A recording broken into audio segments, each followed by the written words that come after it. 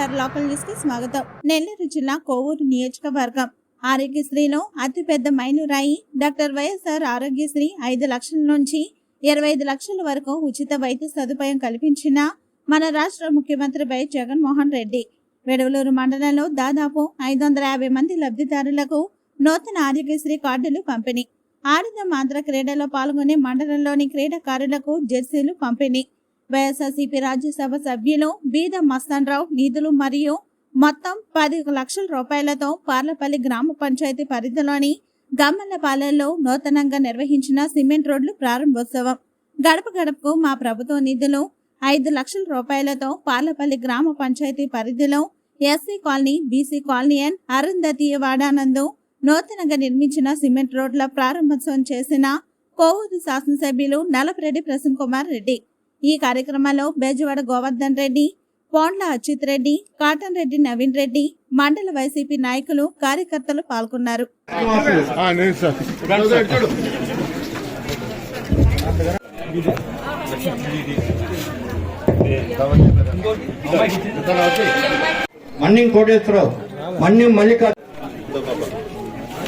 ఎన్నికలు వస్తున్నాయని నారా చంద్రబాబు నాయుడు ఒక పక్క, పవన్ కళ్యాణ్ ఒక పక్క వ్యాన్లు ఎక్కి అన్ని జిల్లాల్లో తిరుగుతూ మన ముఖ్యమంత్రి శ్రీ వైఎస్ జగన్మోహన్ రెడ్డి గారి మీద, మన ప్రభుత్వం మీద విమర్శలు చేస్తున్నారు.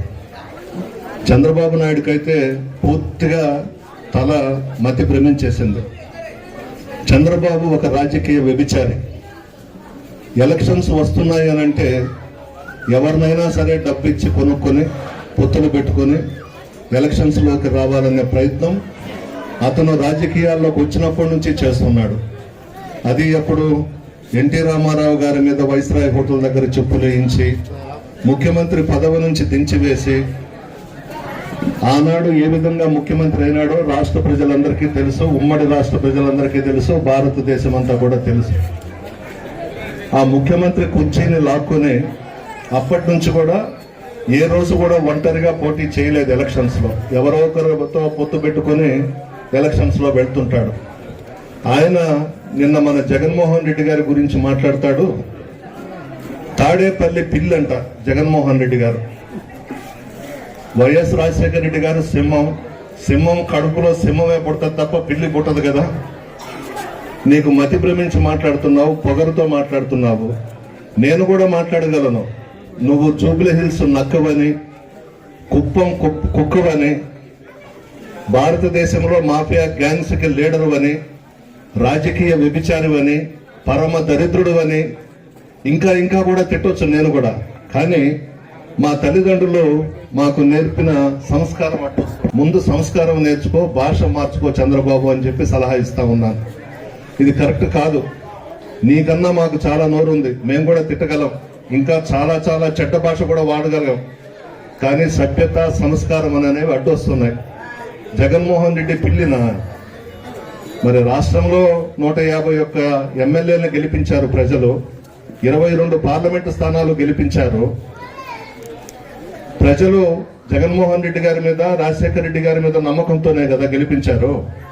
ఎలా వచ్చింది నీ నోటి గుండా జగన్మోహన్ రెడ్డి పిల్లి అని? ముఖ్యమంత్రి కుర్చీ కోసం ఎంతకైనా దిగజారిపోయి మాట్లాడతావు నువ్వు. ఏ రోజైనా నువ్వు ఒంటరిగా ఎలక్షన్స్ లో పోటీ చేసి ఉండవా? అది మా జగన్మోహన్ రెడ్డి గారికే దక్కింది. సింహం సింగల్ గానే వస్తుంది తప్ప గుంపులతో రారు, మందనేసుకొని రారు. అది నీకు అలవాటు. ఎవరో ఒకరితో పొత్తులు పెట్టుకొని ఆ పవన్ కళ్యాణ్కి ఒక 500 కోట్లు ఇచ్చినావు, నీ చుట్టూ తిప్పుకుంటున్నావు. ఏదో ఒక విధంగా జగన్మోహన్ రెడ్డిని ఓడించాలని చెప్పేసి ప్రయత్నం నువ్వు చేస్తున్నావు. నీ వల్ల కాదు. చనిపోయిన పైన ఉన్న ఖర్జూరపు నాయుడు కానీ, మీ అమ్మ కానీ ఎవరు వచ్చినా ఏం చేయలేరు జగన్మోహన్ రెడ్డి గారిని. మనసు ఒప్పుకోదు కదా. ఇంత అడగకపోయినా జగన్మోహన్ రెడ్డి గారు మాకు లబ్ధి చేకూర్చున్నారు అని అనేది వాళ్ళ మనసుల్లో ఉంటుంది. చంద్రబాబు కాదు, పవన్ కళ్యాణ్ కాదు, అందరూ ఏకమైన జగన్మోహన్ రెడ్డి గారే మరలా ఈ రాష్ట్రానికి ముఖ్యమంత్రి. ప్రజలు నిర్ణయం తీసుకున్నారు. ప్రజల మనసుల్లో చిరస్థాయిగా నిలిచిపోయినారు జగన్మోహన్ రెడ్డి గారు. మీరు ఎన్ని తిట్లు మమ్మల్ని తిట్టినా, ఎన్ని అవమానాలు చేసినా పేద ప్రజలు మా వైపు, బలిసున్నోళ్ళు మీ వైపు. మీ వల్ల కాదు నాయన. భగవంతుడు ఎప్పుడో రాసేశాడు. ఈ రాష్ట్రానికి శాశ్వత ముఖ్యమంత్రిగా జగన్మోహన్ రెడ్డి గారు ఉండబోతున్నారు.